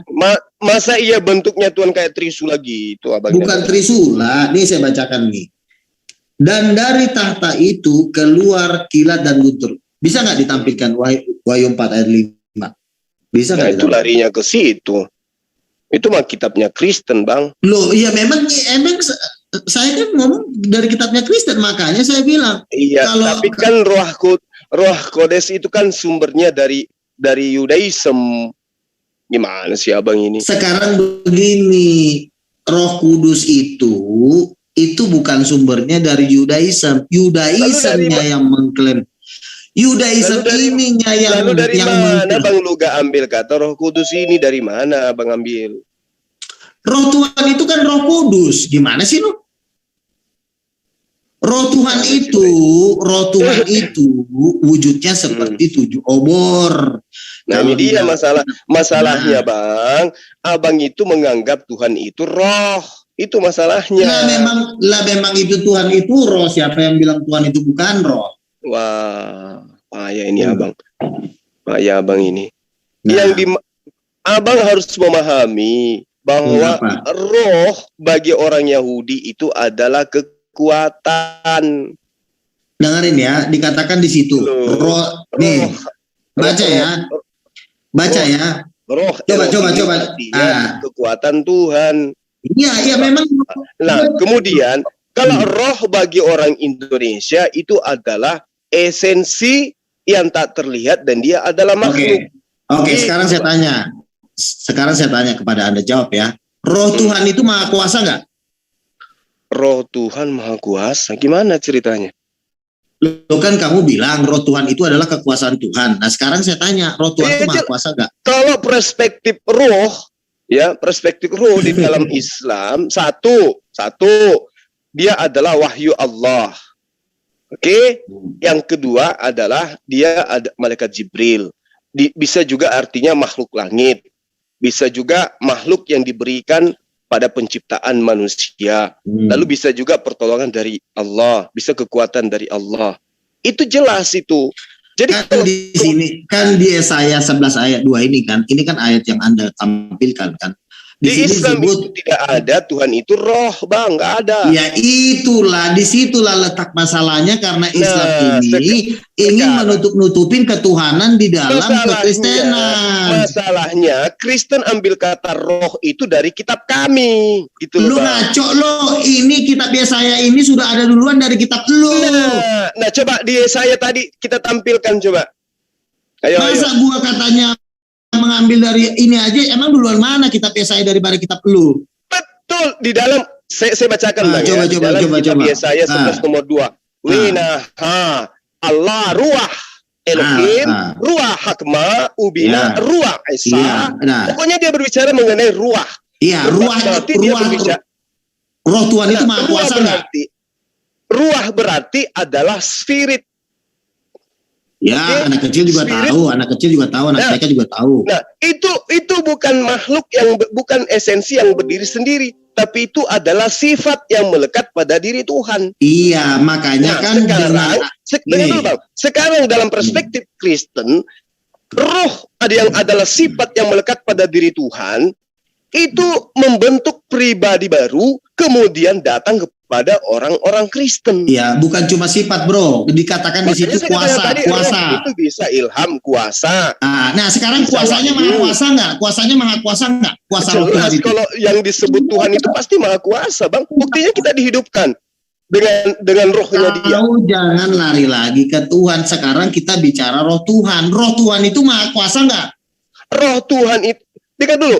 Inilah yang harus kita luruskan. Roh Tuhan maksudnya yang mana ini? Roh ciptaan Tuhan atau Tuhan itu punya roh? Yang mana yang Anda maksud? Tolong dibuka Hakim-Hakim 16. Coba buka Hakim-Hakim 16. Silakan. Coba dibuka Hakim-Hakim 16. Nanti dibuka juga Hakim 9 ya. Ya, Hakim-Hakim 13 ayat 6 coba. Hakim-Hakim 14 ayat 6. Hakim-Hakim 14 ayat 6. Kenapa rupanya dia, Bang, di sana? Iya, makanya dengar dulu biar pengetahuan kamu bicara mengenai perempuan. Nah, Oke, siap. Thank you. Perhatikan ya, pada waktu itu berkuasalah roh Tuhan atas Simson. Ya. Jadi roh Tuhan ini berkuasa. Berarti roh Tuhan ini kan punya kuasa kan? Nah, sehingga singa itu dicabik-cabiknya seperti mencabik anak kambing tanpa tangan, tanpa apa-apa di tangannya. Lah, tapi tidak diceritakan kepada ibunya. Roh Tuhan berkuasa atas Simson sehingga dia mencabik-cabik anak singa. Jadi, dengar dulu, di sini disebut roh Tuhan loh ya, jangan roh Tuhan ini. Dek, mana minumnya Abah, nak? Ini sudah 2 jam loh. Ya, lanjut, Bang. Nah, di sini kan roh Tuhan berkuasa memasuki Simson sehingga Simson mencabik-cabik singa seperti mencabik anak kambing. Nah, sekarang saya tanya, roh Tuhan di sini maha kuasa apa tidak? Yang dimaksud di situ adalah kekuatan dari Tuhan yang diberikan kepada Jadi nanti habis ini, Bang, sebentar Bang Luda. Habis ini ada Romo Aldo. Diberi waktu 10 menit lah atau 5 menit untuk closing. Nanti dulu lah. Ada jadwal. Bentar lagi kok, iya. Oke. Bentar lagi kok ini. Jadi di sini teman-teman sudah terlihat ya, memang di sini aku juga maklum, memang cuma sudah kejepit di sini. Jadi saya kan di sini lagi membahas roh Tuhan, ya, karena dia udah dijepit, dia hanya ke Tuhan. Abang Luga yang saya sayangi, yang saya cintai, boleh enggak kita lihat di dalam 1 Samuel 16 nomor 14? Bentar dulu, saya jelasin sekali lagi ya. Supaya kita dulu, jangan dihapus dulu. Saya masih mau jelasin ini. Tolong jangan dihapus dulu. Masalahnya saya belum jawab ini. Supaya kita ngerti. Iya nanti. Iya, 2 menit ya. Tolong jangan dihapus dulu ini. Jangan dihapus. Di sini kan yang dikatakan kan roh Tuhan, bukan Tuhan. Ingat tuh ya. Di sini ada tulisan roh Tuhan. Jadi roh Tuhan ini yang jadi maksudnya apa kalau supaya kita bisa ngerti. Jadi kalau dibilang roh Tuhan itu maksudnya roh itu berbentuk Tuhan itu berbentuk roh gitu maksudnya. Bentarlah dulu penjelasannya. Kalau dibilang rumah Tuhan? Berarti Iya, Tuhan itu dengar berdua. dulu. Di sini intinya roh Tuhan itu telah mencabik-cabik singa itu sama seperti mencabik-cabik anak kambing melalui Simpson. Pertanyaannya Terlalu rendah gara-gara itu, Bang. loh di sini kan yang dikatakan kan roh Tuhan mencabik-cabik singa di sini. Bukan Tuhan, roh Tuhan. Tahu jangan lari ke Tuhan dulu. Iya, Kamu mau kabur ini. Pertanyaan saya, roh Simpson Simpson mau lari ke Tuhan. mendapatkan kekuatan dari Tuhan. Mau lari ke Tuhan. Itu Kan? maksudnya. Salah besar kau. Kamu Loh kok Tuhan kamu di sini kan disebut roh Tuhan. ini masuk ke ajaran, ini masuk ke dalam ajaran India ini, ajaran Hinduisme. Tuhan punya roh. Nggak bisa begitu, Makanya Tuhan itu kau bukan jangan berroh. dengar dulu 1 menit. Kau ini debat kusir kalau udah kejepit ngomong terus supaya nggak ketahuan kesalahan. Dengerin. Dari tadi saya dengarkan abang. Dulu, tolong kasih tenang dulu Bang Juma, tenang, nggak akan marah kok saya. Tuhan mencabik-cabik singa seperti orang mencabik anak kambing. Yang mencabik-cabik singa di sini roh Tuhan, bukan Tuhan. Dengerin dulu. Di sini kan ditulis roh Tuhan. Kita ngikutin aja. Jangan kita tafsir-tafsirkan ke hati kita. Berarti roh Tuhan ini punya kuasa mencabik-cabik singa seperti mencabik anak kambing. Pertanyaannya, roh Tuhan ini maha kuasa apa? Roh Tuhan itu tidak maha kuasa. Yang maha kuasa itu adalah Tuhannya. Kau lari lagi, giliran udah mau dicekek, kamu itu lari. makanya Di sini Bang Luga, makanya saya bilang, Bang Luga itu tidak mau. Bang Luga itu tidak mau mendengarkan saya masalahnya. Jadi kalau berbicara mengenai roh, berbicara mengenai Tuhan, jangan Anda menarik saya ke dalam pemahaman filsafat Yunani, jangan. Iya, ini bukan masalah. Karena roh, kita mau roh bagi kami itu adalah makhluk ciptaan Tuhan. Terserah. Kalau dikatakan roh Tuhan, artinya roh dari Tuhan atau roh ciptaan Tuhan itu bukan Tuhan itu sendiri. Contoh gini loh Bang, contoh. Contoh sedikit lagi. Dengar. Di dalam 1 Samuel 16 nomor 14. Coba kita lihat di situ. Adapun Saul telah ditinggalkan oleh roh Tuhan dan kini ia disiksa oleh roh jahat yang diutus Tuhan. Ini roh jahat ini yang diutus oleh Tuhan ini roh Tuhan atau bukan? Bukan. Kalau jahat bukan, kalau kuasa makanya kan begini. Itulah celakanya Bang Luga. Kalau Anda menganggap Tuhan itu adalah roh. Inilah kalau berdebat dengan Juma ini, artinya dia tidak mau mendengarkan orang ngomong. Disitulah disitulah selanya dia untuk menang. Jadi bukan karena dia menang karena argumennya, tapi karena orang belum selesai. Bang Luga, Bang Luga menang. Kalau memang tidak ada kalah menang, dengarkan dulu saya di sini ngomong. Di sini kan tidak ada. Saya dengar. Giliran saya ngomong, abang langsung nunjukin ke saya. Kan ngomong lagi kan, dengar dulu saya ngomong. Ini kan gue ngomong dia. Di situlah karena kemenangannya iblis itu selalu menangnya bukan di argumen, menangnya itu di nyelaknya gitu loh. Makanya dunia ini. Makanya dengerin, di sini tidak ada kata Tuhan. Di sini dibilang roh Tuhan itu yang mencabik-cabik singa seperti mencabik anak kambing. Pertanyaannya, roh Tuhan itu maha kuasa apa enggak? Jangan lari ke Tuhan lagi, kan di sini dikatakan roh Tuhan itu mencabik-cabik singa. Kalau kekuatan dari Tuhan itu udah pasti nggak usah diragukan itu Bang. Janganlah. Namanya kekuatan Tuhan. Kan tidak ada di sini ditulis kekuatan Tuhan. Roh Tuhan berkuasa atas Simpson, lalu singa-singa itu di sini tidak ada kekuasaan dari Tuhan atau Tuhan, nggak ada. Kita ngomongin roh Tuhan tok di sini. Lalu yang Anda maksud roh Tuhan itu apa? Nah, roh Tuhan inilah yang memberikan kuasa kepada Simpson sehingga singa itu dicabik-cabik. Kan kuasa juga, artinya kekuasaan juga kan. Begini, tapi yang Anda memberikan definisi kepada saya roh Tuhan itu, misalnya saya minta roh Tuhan itu menurut saya adalah kekuatan, dia berupa wahyu, dia berupa malaikat, itu dalam perspektif iman saya. Nah sekarang kalau Anda mengatakan roh tok, coba Anda gambarkan ke saya. Roh Tuhan yang Anda maksud itu yang mana roh Tuhan itu? Makanya dengerin. Di sini kan dikatakan Roh Tuhan memberikan kuasa kepada Simson sehingga Simson bisa mencabik singa. Di sini tidak dikatakan bahwa Tuhan memberikan kuasa kepada Simson, itu salah. Tetapi roh Tuhanlah yang memberikan kuasa kepada Simson. Nah, letak kesesatan kalian selama ini, kalian buang roh Tuhan ini, kalian ganti jadi Tuhan. Padahal Tuhan lagi pengen ngomong roh Tuhan, kalian poles-poles, kalian licin-licinin jadi Tuhan, jadi akhirnya masuk neraka.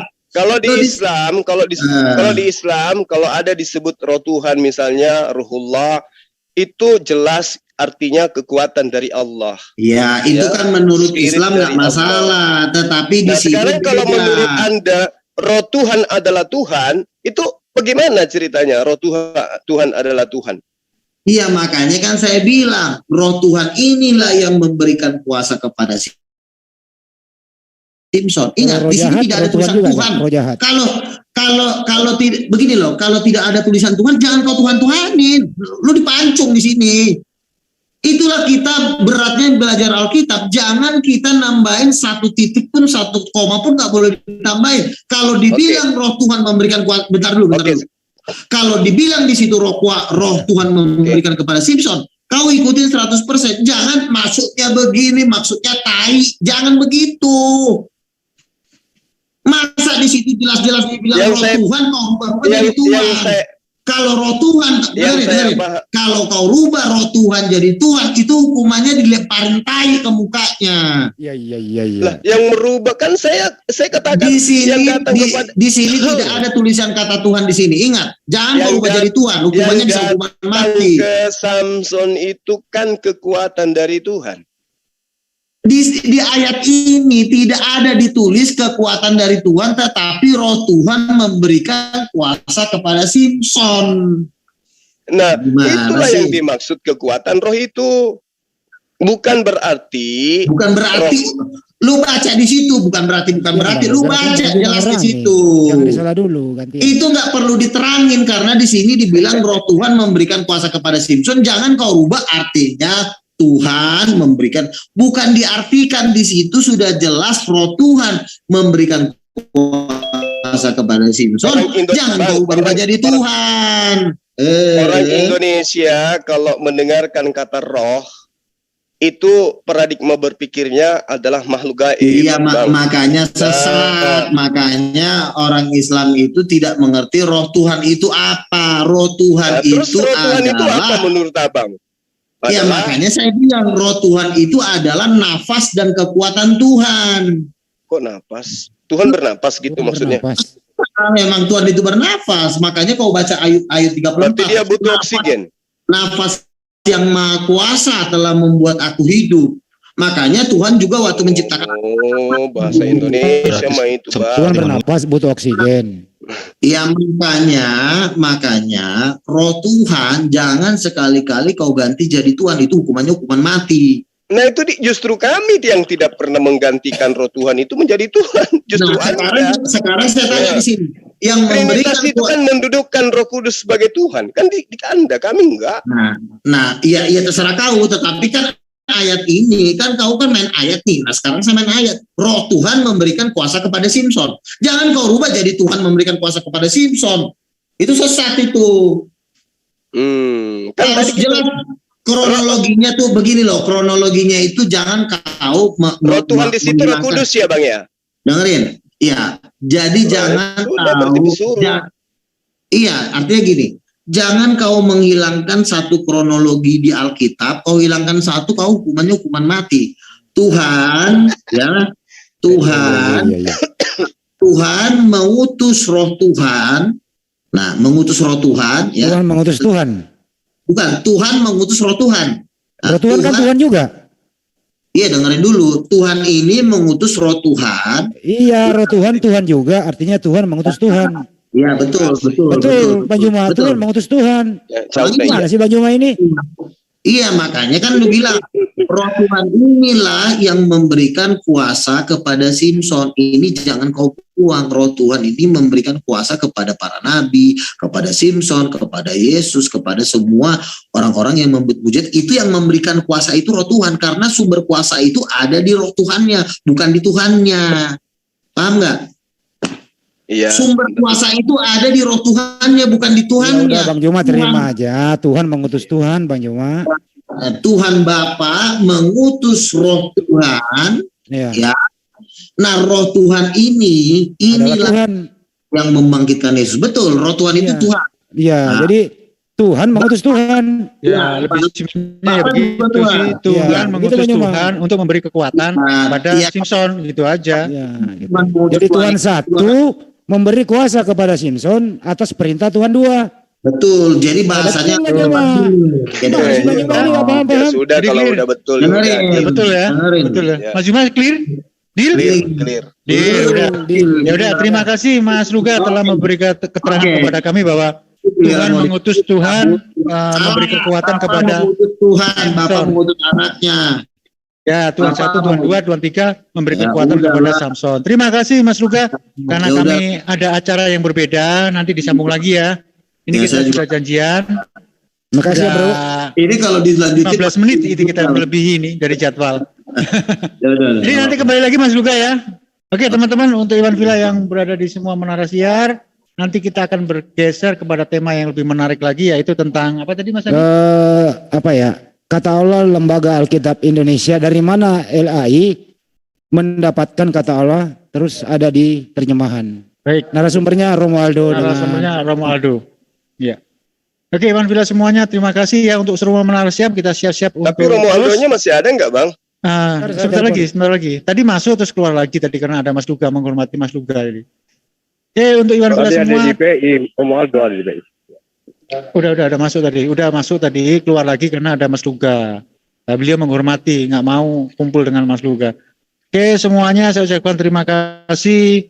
Ambil manfaatnya dari diskusi ini. Apa yang dikatakan Om Luga tadi, ya biarlah dia berkata bahwa Tuhan mengutus Tuhan. Itu hak dia dan itu kepercayaan dia. Akhir kata saya ucapkan wabillahi taufiq wal hidayah. Assalamualaikum warahmatullahi wabarakatuh. Kita tutup semua menara siar, bergeser ke tema yang lainnya. Kita tutup dulu. Ini Romualdo dalam perjalanan. Udah kita tutup. Tutup dulu.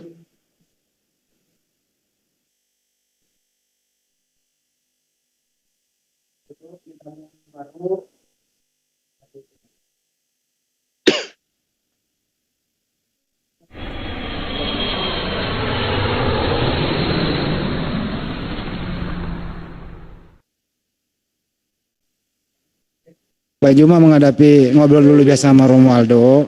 Nanti kalau ada Kristen masuk, ya kita Muslim berhenti biar Romualdo yang menghadapi orang yang tidak setuju